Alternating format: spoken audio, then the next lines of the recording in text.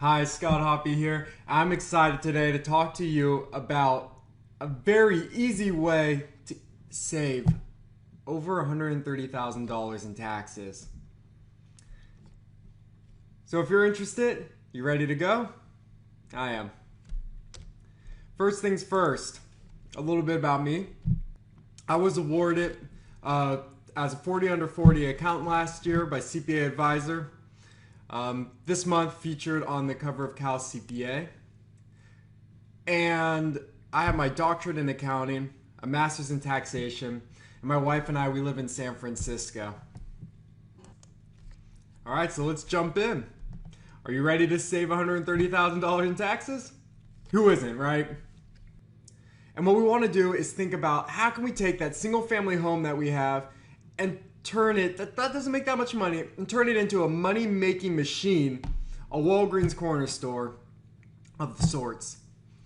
And how do we do that? Well, with something that is a tax-free exchange, often referred to as a 1031 exchange.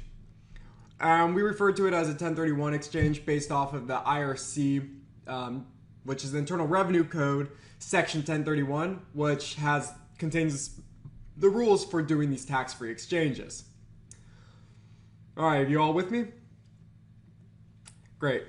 What we're going to do now is jump into a little bit of the equation and the math behind how you save $130,000 with these 1031 exchanges.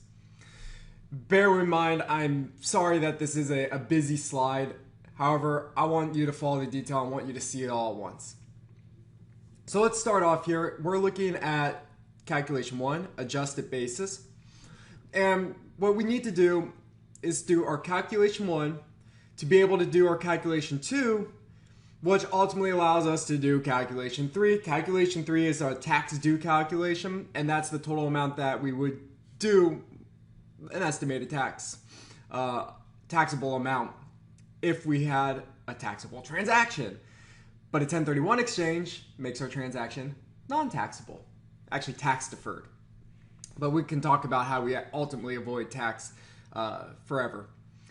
So calculation 1, we get our adjusted basis. Our adjusted basis, if you're not familiar with that, is it's the cost of the home that you purchased plus capital improvements minus depreciation. So in our example, we have a home that was bought for $500,000. Capital improvement, we put in a pool, so add on $50,000 for that pool. We've owned the property for several years and we've rented it out. So now it's had depreciation of $175,000. So our adjusted basis is $375,000.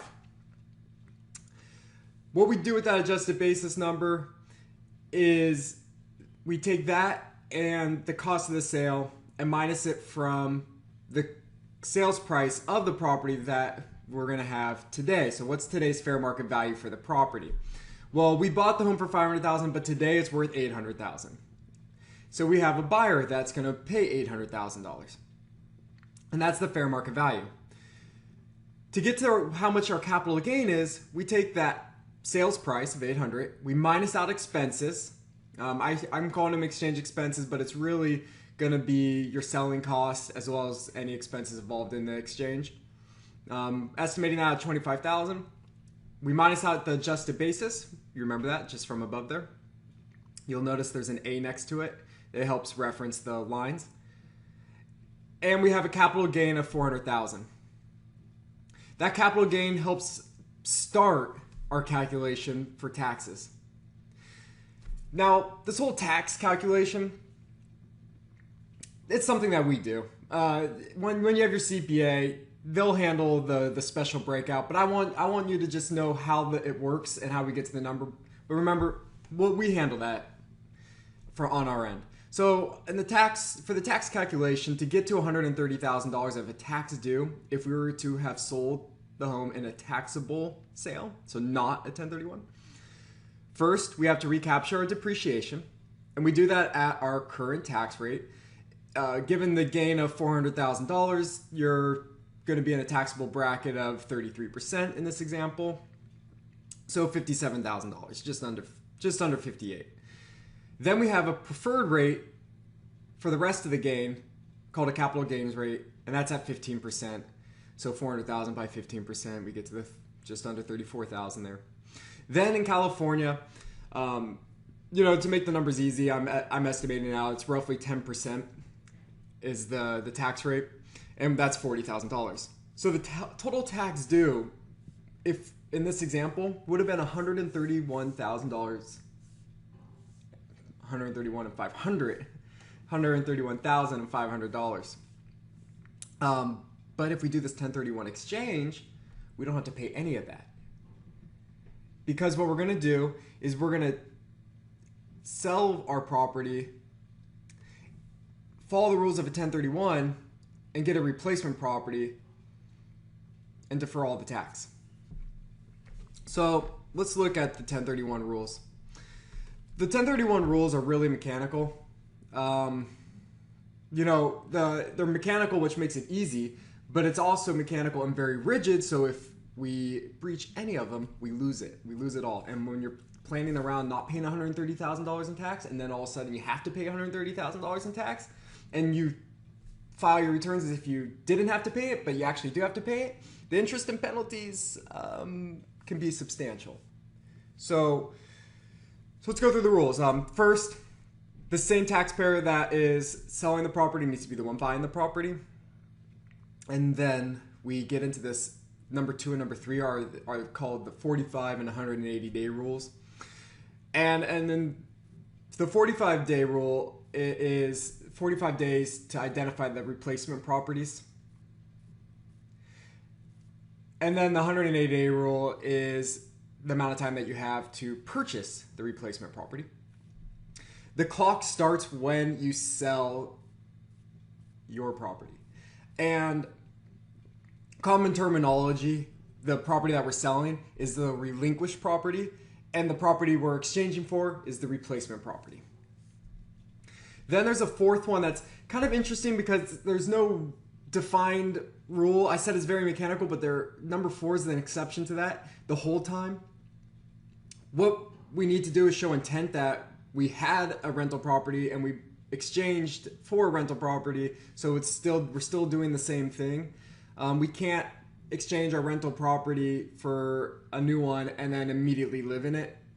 It may not show the intent was there. So the general rule that we follow and the IRS has been comfortable with is 2 years.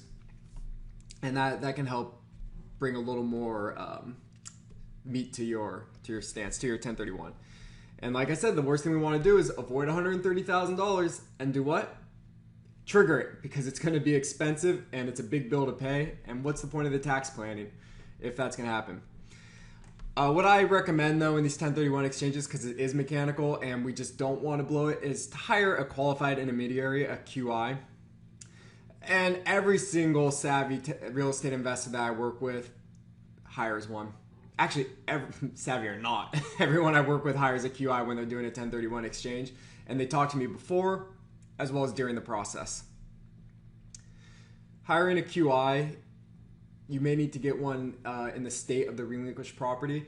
In California, it's fairly safe because we've passed a law that has QIs meet a certain standard. However, in a different state, they may not pass the same laws, and you'll want to ask some questions around insurance and bonding and what they do with your money and what happens if they go out of business, and just make sure they're very reputable. I would use, and I like when my clients use Orexco, which is a division of the Old Republic, First Republic. Old Republic makes it sound like Star Wars, huh? Anyways, moving on, there's something to be aware of when we're doing a 1031 exchange. And the reason why we do a 1031 exchange is for 100% tax deferral. We can lose that 100% tax deferral if we have something called boot. Boot is money, debt reduction, or the fair market value of other property received by the taxpayer in an exchange. Boot is not terminology used in the tax code. Boot is something that is used in industry and in the field, but it is common, and you'll see definitions for it. I would say every tax advisor knows about the name. Just be aware that boot's bad because if you don't know about it, because you do the 1031 for a 100% tax deferred exchange, and Boot stops it from being 100% tax deferral because a portion of it's going to be taxable. So we plan for it. A tip with Boot, though, is given here a tip to avoid having Boot. It's very simple. We're back. We're looking at the same numbers as that example before. So the same $800,000 sale price, $400,000 of basis and expenses total. So we minus that out. We have a capital gain of $400,000. That capital gain amount should be equal to the minimum down payment on your replacement property. So in using this example, $400,000 capital gain, come over 25% down on the new home. 400,000 divided by 25%. We know the purchase price of the new home needs to be 1.6 million, and we have loans now of 1.2 million. And the whole what we're accomplishing by doing this is another piece of terminology that you'll be familiar with as you look into 1031s, and you'll see it come up again and again. Trade up, always trade up. And trading up means we're buying and replacing a property that's more expensive than the one we relinquished. This is a tip on how to make sure that trade up will avoid a Boot scenario. But there's another nuance too. Since I'm in California and a lot of my clients are also California based, we want to be aware of Form 3840. It's new in 2015. And what it does is it's really meant to track taxpayers as they decide to exchange property from within California to outside of California. And if we fail to file this form, we can lose our tax deferral status again and pay the tax, all but just on the California side. When you have the right people on your team, when you have your CPA there, no worries. They'll make sure that this is handled. That's what I do for my clients. And we keep on top of these new rules as they come up so that we're always in compliance. Let's take a look at a chart though. Again, excuse me, it's a little busy, but this will get the point across of when you need this form and when you don't need this form. So what I did was I moved the you need the form bits into the middle, and I put them in blue and bold so it's really clear. And why I put the two in the middle, because the top four lines represent a seller whose residence is in California, and the bottom four are outside of California. And I wanted you to be able to see what is the differences between the two different groups that need to file the form, and it's very little. The people that need to file the form, it doesn't matter if you're a California resident, it doesn't matter if you are out of state. All that matters is that you had California property that you relinquished and replaced with property outside of California.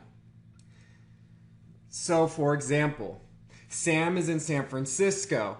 He has rental property in San Francisco, and he decides, I don't want to be here anymore. I'm going to exchange it. I'm sick of San Francisco's rent control, whatever it may be. When he trades that property out to Texas,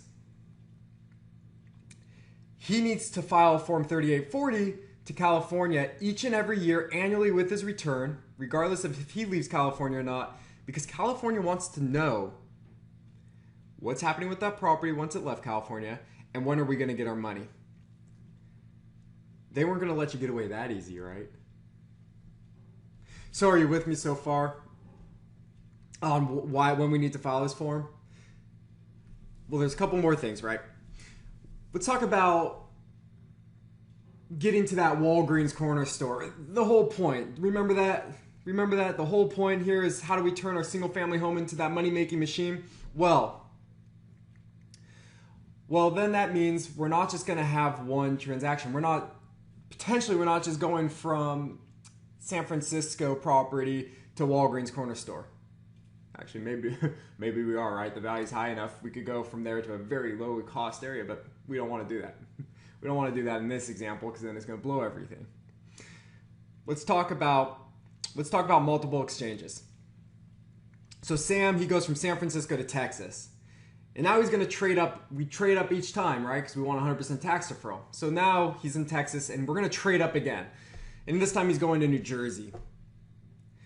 Well, when he goes from Texas to New Jersey, do we need to file that Form 3840 still? Yes. The answer is yes. But let's change the facts. Sam goes from San Francisco to Texas, and then he's like, I really wish I didn't do that. And he switches back back into California. He's getting San Francisco.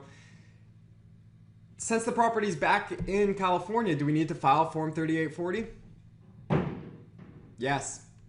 So once you move your property from inside California, outside of California, you've tainted it forever, and we're forever filing a 3840. But like I said before, all that matters is that we're aware of it, and then that we're able to manage this for you, and that this is an important piece because you don't want to lose that tax-free exchange. When we don't pay taxes, we have more money in our pockets to reinvest and for the money to grow, for us to go from single-family home to money-making machine.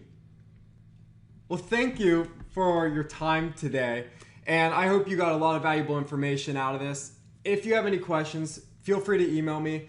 I'm always love to hear back from you and your feedback. So follow the link to hobbytax.com/eval to let us know your thoughts. If you have any questions, you can email me at scott@hobbytax.com. That's up in that top left corner there. And if anything else comes up, don't be afraid to hesitate. My virtual door is always open, and we're always happy to answer questions.